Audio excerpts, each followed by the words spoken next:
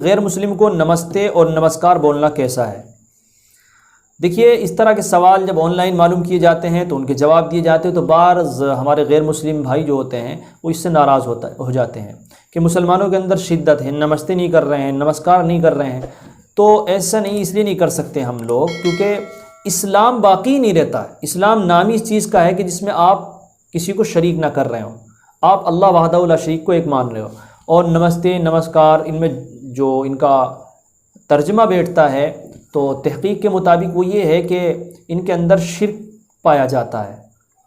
تو اس میں ہمارے غیر مسلم بھائیوں کو ناراض بھی نہیں ہونا چاہیے کہ یہ لوگ ہمارے نمستے یا نمسکار کیوں نہیں کرتے ہیں، یا ان کے ہمارے نمستے اور نمسکار کو کیوں قبول نہیں کرتے۔ اس لیے کہ ہمیں ان سے یہ اعتراض نہیں ہے کہ وہ ہمیں سلام کیوں نہیں کرتے ہیں۔ ہر ایک کے اپنے اپنے مذہب کے کچھ اصول ہوتے ہیں جن کے مطابق انہیں چلنا ہوتا ہے۔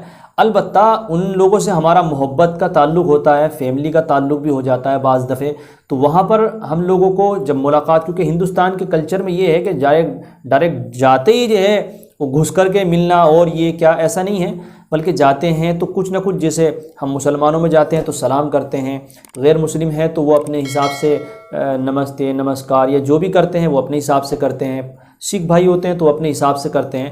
تو کبھی کبھی ایسا ہوتا ہے، یہ تو اپنی کمیونٹی کے لیے ہے، لیکن جب ہم ایک دوسری کمیونٹی میں جاتے ہیں تو بہت ڈسٹرب رہتے ہیں۔ تو اس کے لیے میں آپ کو بتاؤں، جو مناسب الفاظ ہیں جن کو سب مذہب کے درمیان بولا جا سکتا ہے، آپ اس کے لیے گڈ مارننگ، گڈ ایوننگ اور اس طرح کے الفاظ جو ہیں یہ آپ بول سکتے ہیں، اور یہ بہت اچھے ورڈ ہیں، ان کے اندر کسی مذہب کے اندر کوئی فرق نہیں پڑتا ہے، سب لوگوں کے درمیان ان کو بولا جا سکتا ہے۔ محمد عامر، نماز پڑھتے ٹائم اگر ثنا بھول جائے تو نماز ہو جائے گی؟ ہو جائے گی، کوئی حرج کی بات نہیں ہے۔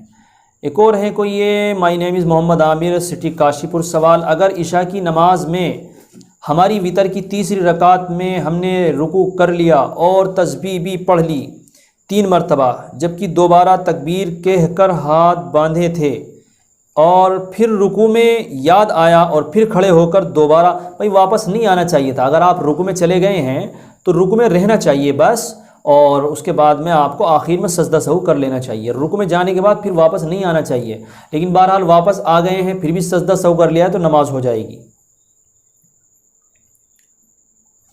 یہ کوئی صاحب ہیں، لکھتے ہیں، اگر بالوں کی لمبائی کی وجہ سے عورت بال بنانے میں ڈیلی پریشانی محسوس کرتی ہو اور اس کو دقت محسوس ہو رہی ہو، حرج لاحق ہو رہا ہو، اور وہ فیشن کے طور پہ تو نہیں لیکن ضرورتاً اپنے بالوں کو اکثار کرنے کے لیے کچھ کاٹ لیتی ہے، تو کیا گنجائش ہے؟ کاٹ سکتی ہے اگر اس طرح کی کیفیت ہے جیسی آپ نے لکھی ہے، باقی فیشن کے طور پر اللہ کے رسول صلی اللہ علیہ وسلم نے منع فرمایا ہے۔ آپ کا بھی اگر کوئی سوال ہے تو 9084 23 20 31 اس پر آپ اپنا سوال ڈالیں۔